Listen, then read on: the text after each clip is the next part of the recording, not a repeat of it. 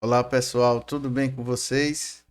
Vamos dar continuidade, à nossa revisão do primeiro bimestre de Química. Vamos falar desse tão famoso elemento químico. Quem é esse elemento químico? Que serve para definir substâncias, né? Serve para definir várias outras situações no mundo da química. Então vamos conhecer quem de fato é esse elemento químico. A definição de elemento químico, o que é o elemento químico? É um conjunto de átomos, né? Átomos com o mesmo número de prótons, e vem a ser o mesmo número atômico, né? O número de prótons do núcleo do átomo, ele é convencionado, né, considerado como Z, que é o símbolo de número atômico, né? O número daquele átomo. E um elemento químico também possui o número A, que é o número de massa, né? A massa daquele elemento químico, que é composto de quem? Os prótons e os nêutrons do seu núcleo. Professor, mas o senhor deve estar esquecendo de alguma coisa. E os elétrons que compõem o átomo, né? O núcleo tem prótons e nêutrons e a eletrosfera possui elétrons.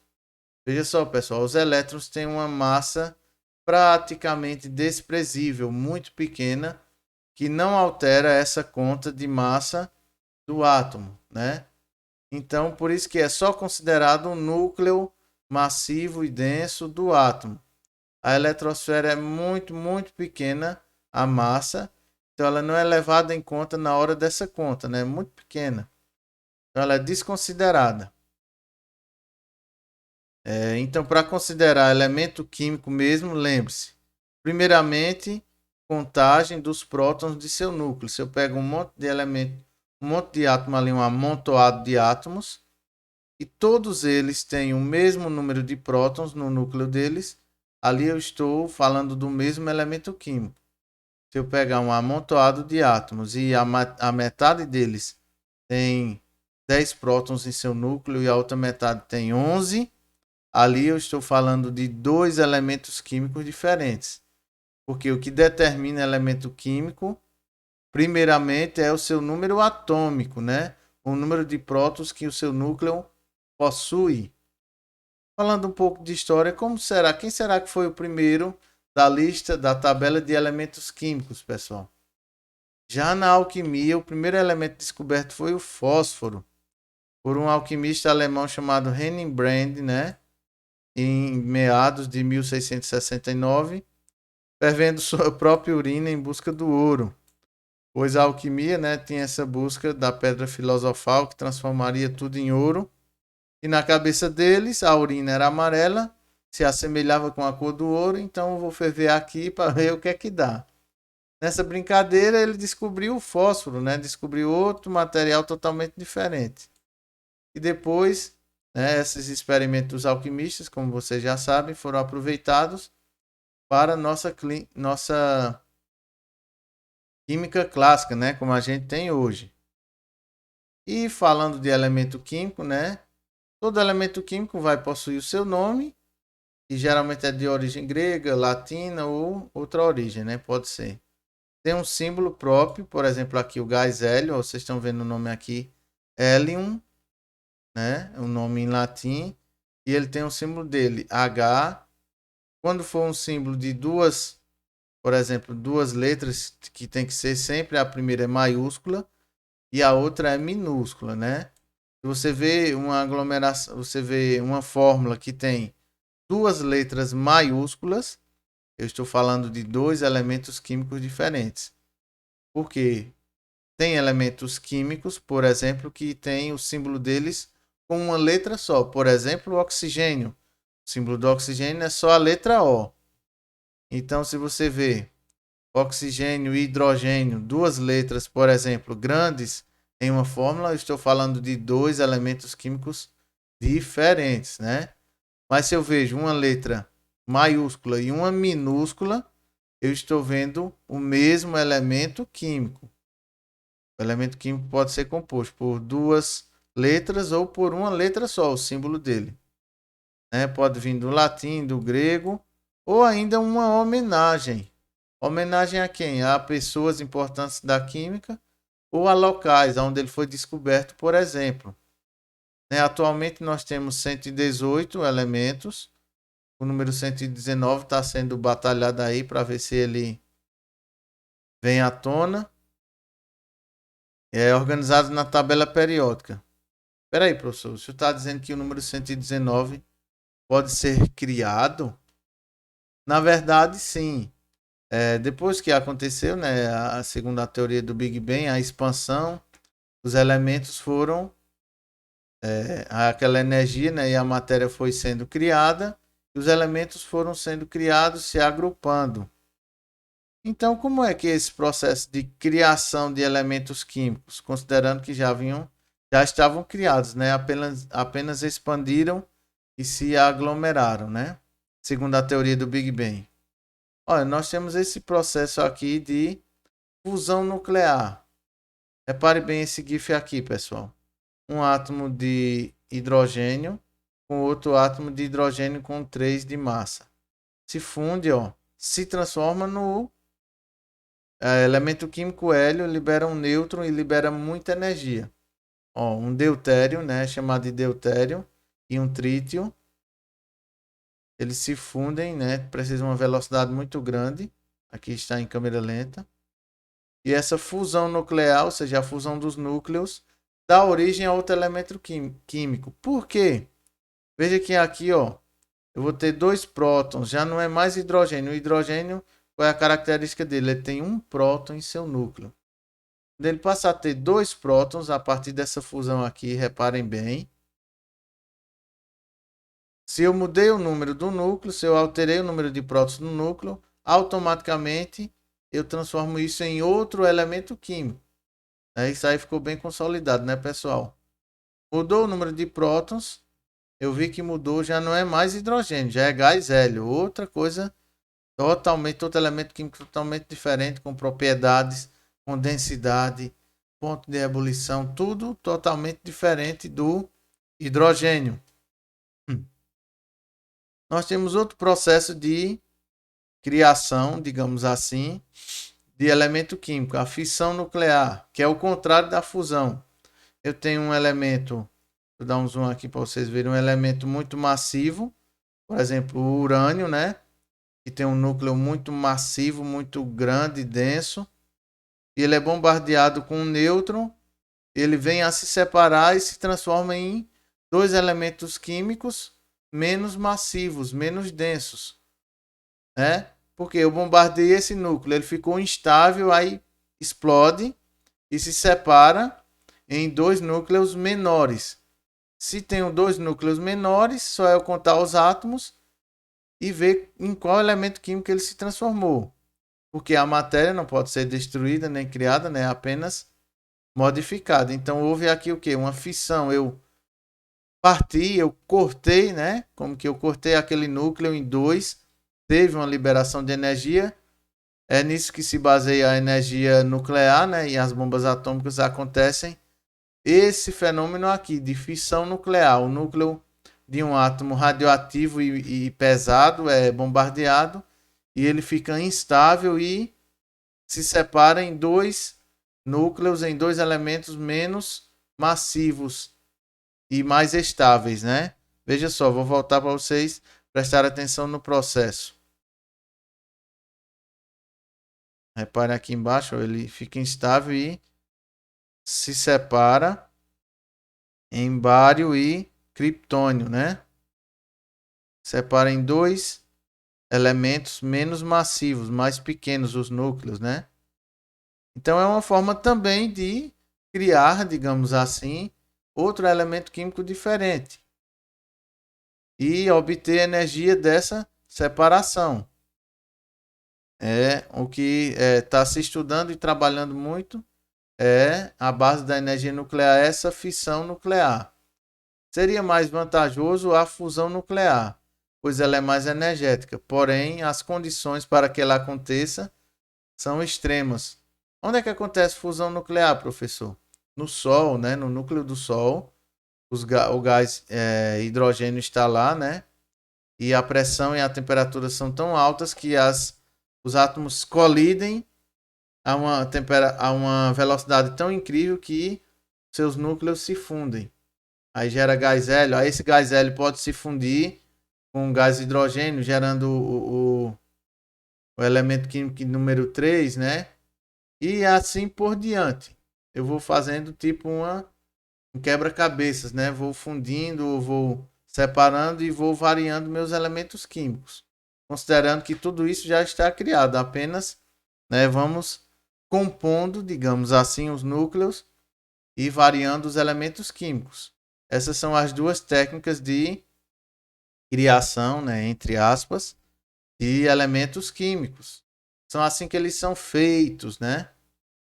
Vamos, como é que eu represento mesmo um elemento químico, né? Olha, eu tenho o símbolo dele, né, maior, e o número Z é o número atômico, não esqueça, e A é o número de massa.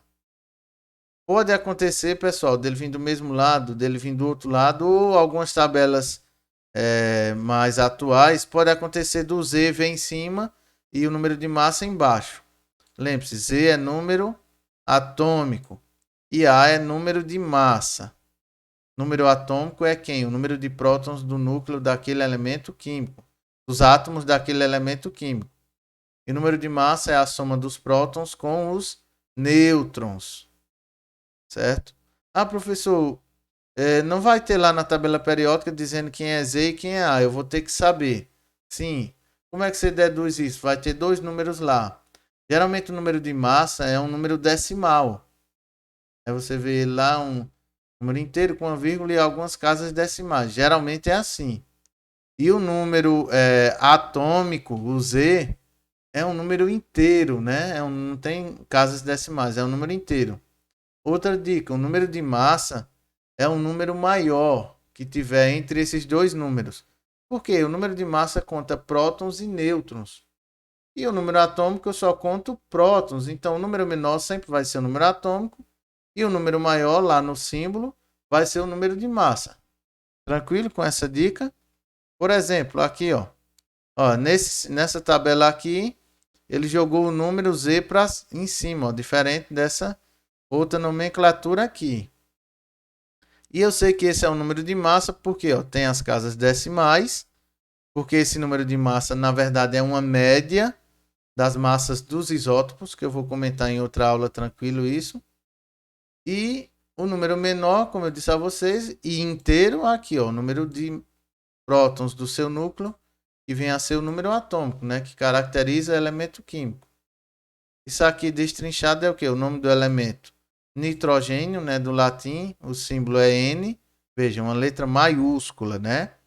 Uma letra sozinha, nesse caso aqui, e maiúscula. Prestem atenção nisso.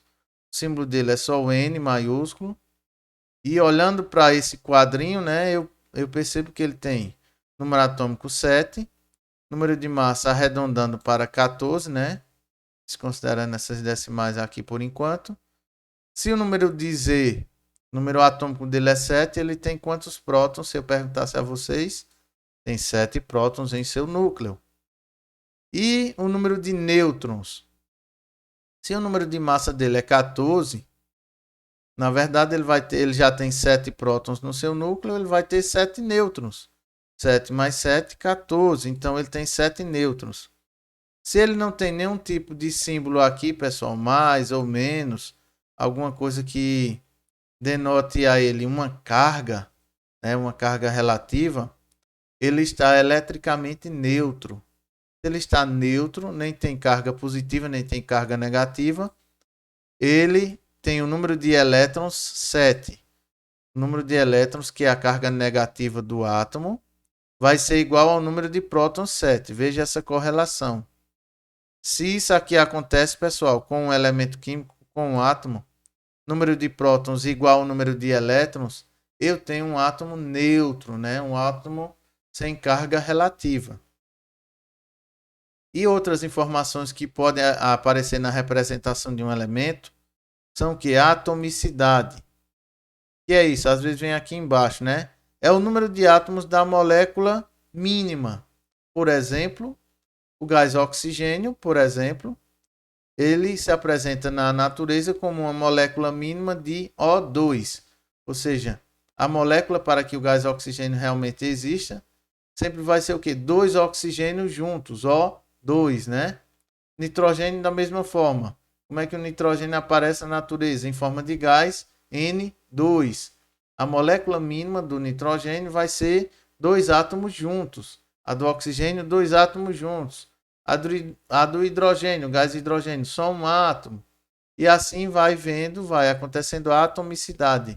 É o número de átomos que se apresenta na molécula mínima da natureza, na natureza. E a carga, essa que eu acabei de falar, pode ser positiva, negativa, ou nesse caso aqui, ó, da nossa foto, da nossa imagem do nitrogênio, ela é neutra. Se for positiva, ó, logo aqui em cima, pessoal, vai ter aqui, ó, um mais para cátion. Mais na frente, nas nossas próximas aulas, eu vou explicar o que são cátion e o que é um ânion. Vai ter um menos, né? Por exemplo, ia ter aqui um menos ou um mais, dependendo da carga relativa desse átomo. Ele poderia ser na forma de íon. E o que é íon, professor? Também vou deixar para a próxima aula, viu? Não fiquem ansiosos. A simbologia do elemento químico ela é muito interessante, né? E a nomenclatura. Como eu falei para vocês, os elementos podem obedecer.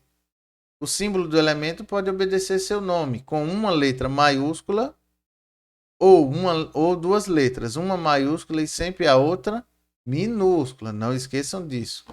Vejam, lítio, Li, né? Li é o começo do nome lítio. Isso é muito, né, fácil de perceber aqui. E vem da onde? Do grego, né? Litos quer dizer pedra. Agora veja esse exemplo aqui, sódio. O símbolo do sódio é Na. Nada a ver, né, com sódio, mas porque o que eu disse, o símbolo tem a ver com o nome. E o nome do elemento é em latim, natrium, né? Esse nome em latim é o que está valendo para originar o símbolo Na, ó, natrium, Na. Aí a tradução dele para o português é que ficou sódio, né? Outro exemplo, potássio. E o símbolo é K. O que é que tem a ver, né? K com potássio. Mas é porque ele vem do árabe, né? Cálion, que quer dizer o quê? Cinza calcinada. Por conta da característica dele, né? Alguns, ó, rubídio, RB, pronto, tudo bem. Aqui tudo bem, vai obedecer. Então, os símbolos, os que têm a origem latina, principalmente, vão obedecer esse radical do nome em latim. Por exemplo, sódio, aqui como eu falei, Na. Era para ser SO, né? Pela lógica, mas lembre-se, os elementos, os símbolos vão obedecer o nome de origem, não o nome em português. É só essa dica para vocês. E aquela questão das homenagens, ó. O amerício foi descoberto na América, no continente americano, então foi homenageado à América com o nome amerício, que vem de América. O califórnio foi descoberto aonde? Na Universidade da Califórnia. Então vamos homenagear quem? A Universidade da Califórnia, CF, Califórnia. E assim os outros exemplos. Para vocês verem como foi, né? Como foram sido nomeados os elementos químicos que a gente conhece. Outro fenômeno muito interessante dos elementos químicos chama-se alotropia.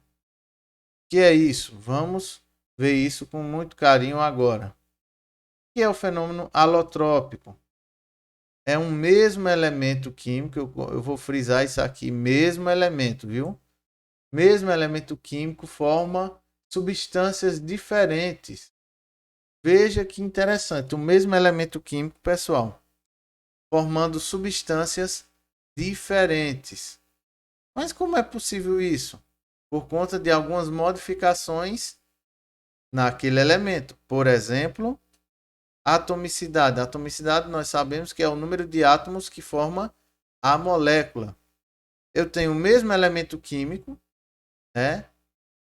E tenho um número de moléculas diferentes montando aquele elemento químico.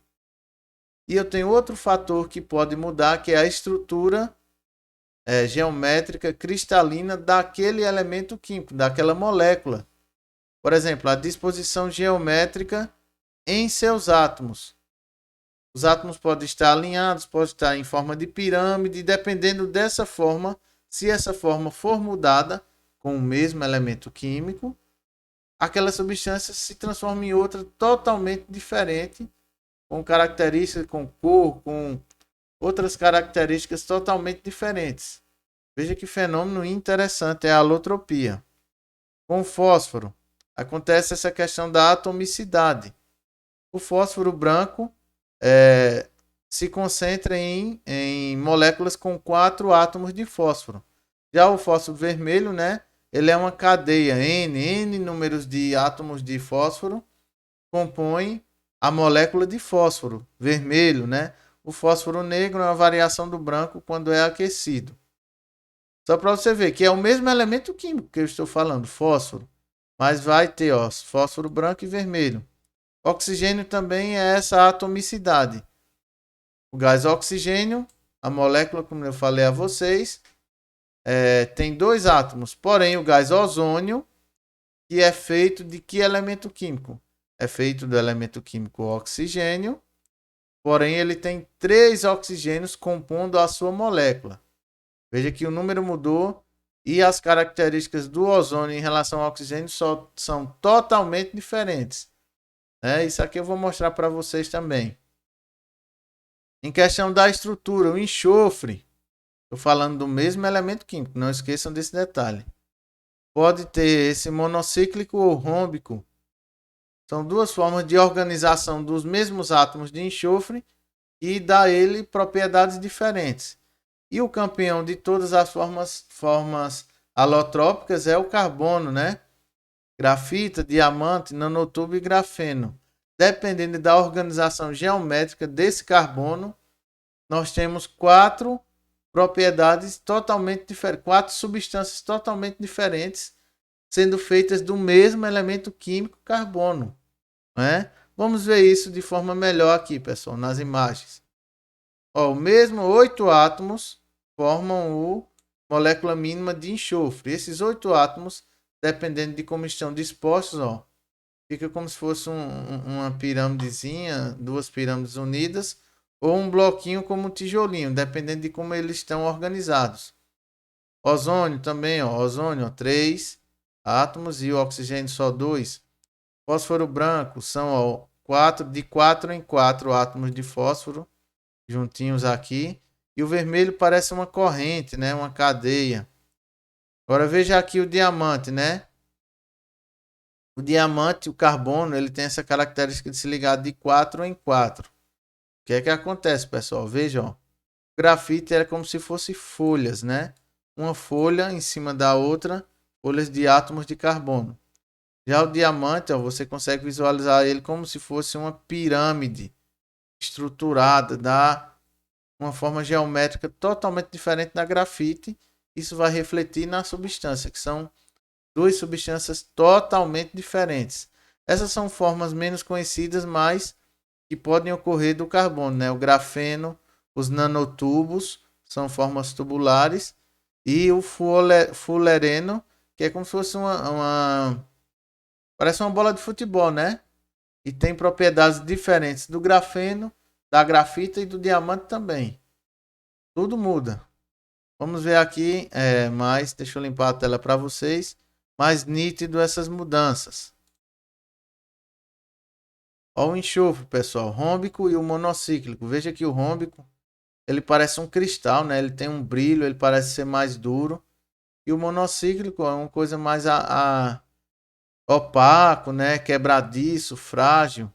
Veja que mudou, as características mudaram na hora quando eu mudei a disposição, né? O ozônio. O ozônio, ele é um gás um pouco azulado, venenoso para nós seres humanos, né? Se inalado, totalmente diferente do oxigênio, que é vital para nós, né? Seres vivos, seres humanos. O fósforo branco não pode ter contato com o ar nem com a água. Ele está aqui, veja como ele parece uma massa branca, né? Dentro de um pote de querosene, porque ele é altamente reativo ao oxigênio e à água também.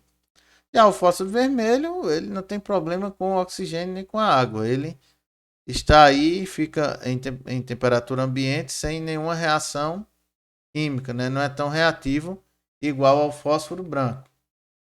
E as variações de carbono. Veja, repare bem, pessoal. Uma pedra de grafita pura, né? E o diamante. Veja que diferença escandalosa. Posso dizer até assim, ó. É um pouco opaco, né? Cinza, preto, mole e conduz energia elétrica. Já o grafite é o contrário. Brilhoso, né? Praticamente transparente, altamente duro, né? Resistente ao risco e não conduz, praticamente não conduz energia elétrica, né? É um isolante. Esse é um condutor, esse é um isolante. E são feitos do mesmo elemento químico, carbono. Aqui é feito de carbono, grafita. Diamante é feito de quê? De carbono também. E essas outras variações também, o grafeno, fulereno, nanotubos, são mais variações como que quase criadas, né? Que é mais natural mesmo é a grafita e o diamante. O grafeno está sendo estudado, é muito inovador, na verdade, o grafeno, porque os cientistas estão querendo construir uma folha, como se fosse uma folha de papel, sendo de grafeno, com a espessura de um átomo só, né? Com a espessura como se fosse um átomozinho só emparelhado assim, sem ter outros embaixo. E como na questão do grafeno ele é um ótimo condutor de eletricidade e é transparente, no caso, vai ser uma folha só, vai ficar praticamente transparente. Ele está sendo estudado para aplicações em eletrônicos, microcomputadores e coisas do tipo.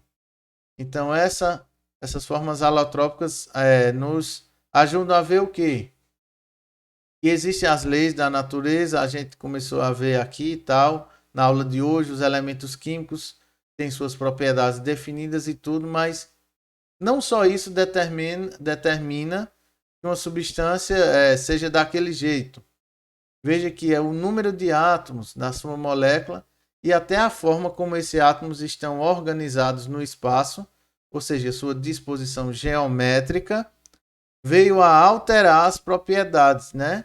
E alterar de formas profundas, como é a grafita e o diamante, ou o gás oxigênio e o ozônio, fósforo branco e vermelho, né? São diferenças realmente bem perceptíveis, não é? Então é isso que eu quero trazer de início nesse primeiro bimestre para vocês, pessoal.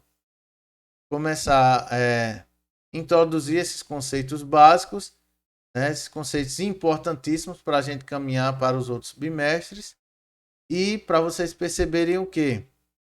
Sempre tenham isso em mente, essa questão da mudança, essa questão do olhar observativo, de prestar atenção, de conhecer as leis, as regras e também as exceções, né? Os elementos químicos são estáveis, tem e tal, tudo certinho, mas ó, veja, as formas alotrópicas são como que uma exceção à regra, ok? Então fica essa dica, até breve, até o próximo bimestre, um abraço e fiquem com Deus.